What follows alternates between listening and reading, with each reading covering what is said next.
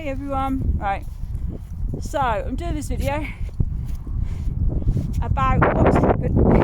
Gia, good girl. What's happened with the stranger lately? Oh, my hair is a right mess. Ugh, I'll hide under a hood. And it's even worse. I'm not very well. I'm really not very well. So I'm looking terrible. Sorry. Yeah, so what's happened with the stranger lady that we found and her cats that we've been looking after. So Mike moved up the bed and everything as well as the cats for over 3 weeks. Anyway, it ended with getting a phone call from ex-husband saying, I'll come and pick the keys up. She's coming home tomorrow, which was yesterday. He never did. And then we got a phone call from her friend, so-called friend. This is the friend that was with her at Tesco's when she had the fall, who Mike was helping. She was when Mike found this lady, she was on a wooden chair outside her house, and her son and this friend had managed to get her from the car seat to this chair and couldn't get her any further at all. And that's when Mike found them and obviously got her in the house, and then we took over everything, and the friend just done one. She literally done one. Anyway, we done everything that day, got the ambulance to her, rushed the ambulance, phoning up people for her son, sorting the cats out, phoning her ex-husband up, doctors, surgeries, everything. We done so much that day, and then like when she actually finally, her ex-husband came, and they'd forgotten all about the cats, and I mentioned the cats, and they were like, oh God, the cats. So she went in ambulance, we got left the cats, feeding the cats. Right, so the friend was meant to take her painkillers down. I'm just going to go home, I'll get you some painkillers and bring you right back, straight back. Take in that this lady had no pain relief, and she'd just had broken her hip in several places. So she'd just been in a lot of pain. So her friend goes off to get the painkillers. Well, she doesn't come back, so I go get painkillers from my house and give them to her.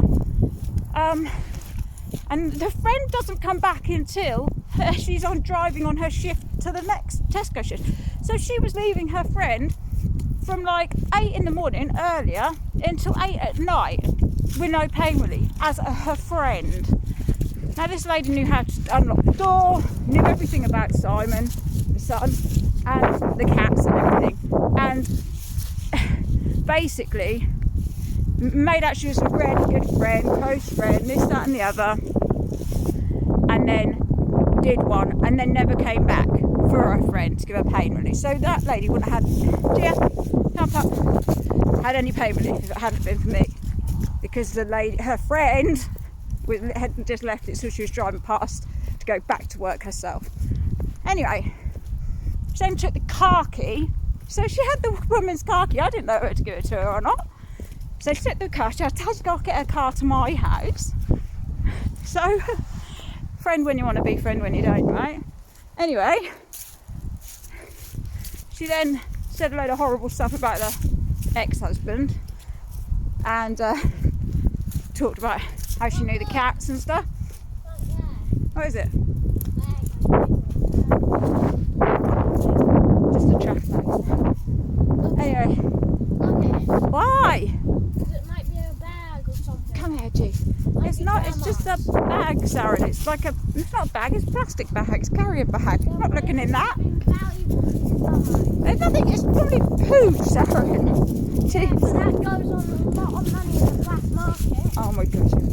Anyway, so this friend, excuse me, Sarah, cut you off there. This friend left her friend with no pain relief all day.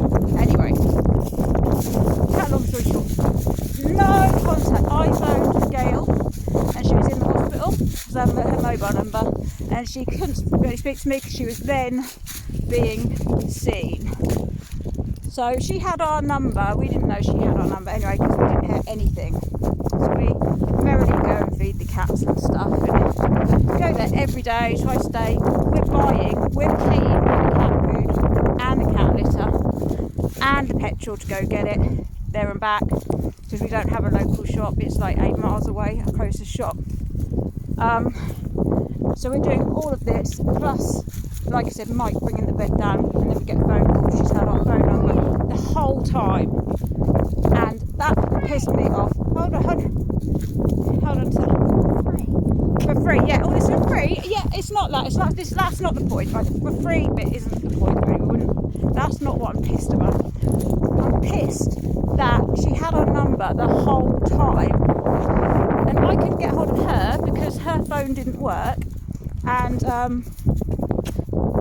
never got given her new number that her ex-husband took to her. So I couldn't contact her because I didn't know her. I wasn't on her list of people to contact, so I weren't allowed to speak to any of the nurses to see how she was getting on, and I didn't have a number for her. But 3 weeks on, we get a phone call. She's had our number the whole time because she's told these people to come to pick up the keys to go move the bed, which Mike ended up doing himself. Anyway, yesterday, knock at the door.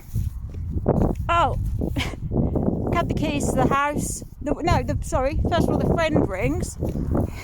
Suddenly the friend's back on the scene. She wants me to be there. I want the keys to the house. She wants me to be there when she comes home. I'm like, not happy with that. I don't know. It seems strange that you're a friend when you want to be, not when you don't want to be. It seems like now you want the keys to her house and stuff like that. It seemed a bit dodgy to me. Anyway, we didn't want her to know where we lived. We lived on the road. So Mike said, "Oh, I'll come and drop the keys down to you then." And that was kind of like a, screw you then. That's it.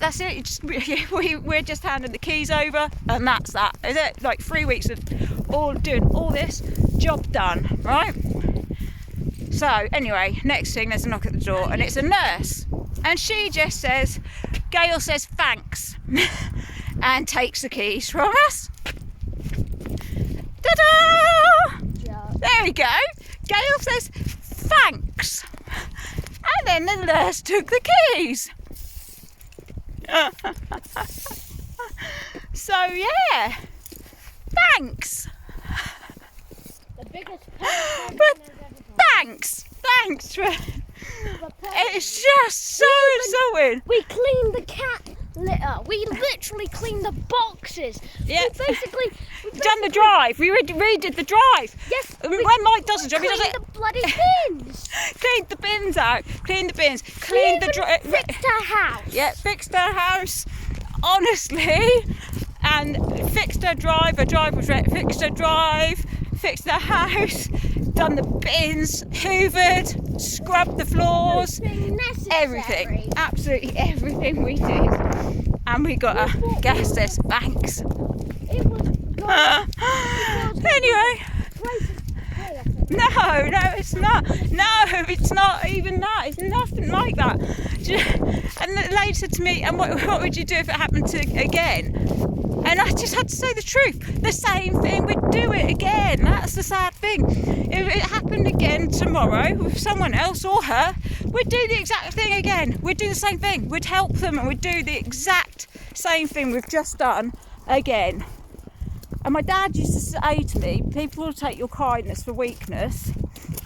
And being so generous and so caring and kind and passionate is a blessing and a curse both at the same time. That's my dad used to say to me, and he was a massive hippie and would say this with people living in his house absolutely taking the piss, paying various people, giving people money, letting anyone stay at his house. He was a super lovely bloke and super kind and generous.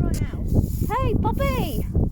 Yeah, so he couldn't have room to talk really, but because he was super kind and people took his kindness for weakness.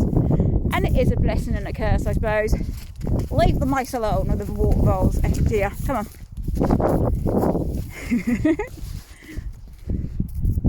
Hey Vols, look at the bouncy Vols. So yeah, that was that. And then last night got a phone call we let it ring because we didn't know the number, and so we let it go as a message, and it was Gail. And yes, she left a lovely message saying, basically, if it weren't for you, Mike, you know, she'd have died, which is true. It sounds dramatic, but she'd been on the floor in a freeze rail for 3 hours. She's really old lady, like 80s, late 70s, 80s, whatever, on a cold floor. And then if it hadn't been for Mike, I don't know how they'd have got her in that house. And we sorted everything else out for her as well. So it was a nice message about how, you know, saved her life, and thank you, so grateful for everything we've done. Like I said, a lengthy and nice voicemail, lovely. And it's like end, and then I'm gonna walk up and see you tomorrow, or something strange like that. Something at the end was said like, gonna walk up and I don't know, something, I can't even remember what it was now, but it was like, we weren't expecting to get paid, it's not that, but like reimbursed on the food and the litter and stuff, yes.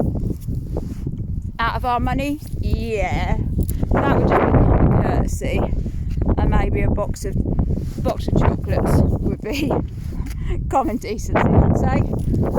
But yeah, so that's that. She said, oh, I'm bringing the cat. The worst thing, I forget, sorry, that was that. And then in the middle of the message, she says, so the cats, sorry, I forgot the best bit, the cats. I've got to get used to me again and be downstairs. Basically saying, can you still come and do the cats even though I'm out of hospital now? Can you come round and do the cats? And it's like, that was the best of it. The fact that she rang up, said all these lovely things, but there was a and in it. A really subtle and. The cats, I've got to get them from downstairs and get them used to being, and it's like these cats live in one room and one room only, they're locked in it. It's like so yeah, I don't know like if anyone's coming to our house today to say thank you, or I don't know if we'll ever see them again ever, because you can live in our village and never see someone ever again. Like, seriously, you really can. It's only a few houses. And you think everyone would know everything about everyone. No, about no one. Literally, we don't know, no one really speaks. Mike speaks to a couple of people. I speak to a different couple of people. We're pleasant, everyone says hello and stuff, but it goes no further than that. It goes no further than that. What have you spotted, G? Anyway, so that's the Gale saga over, maybe, don't know. Thanks, Aaron. So yeah, maybe Kanji. So who knows? But yeah, that was the max we got. Literally a phone call and a hint, and that's what he was coming, still helping, and nothing said about reimbursing us for the cat food or cat litter and petrol. We looked it up and it's £10 per visit to look after someone's cats. If we were going to charge as cat people, it's £10 per visit. We're stuck there. People I think our only option is to go straight. Okay. Gia? Yeah, anyway. So yeah, that's that. Done. Anyway, I'm going to go because there's people everywhere now, can't you? So, bye. Always be kind, even to strangers.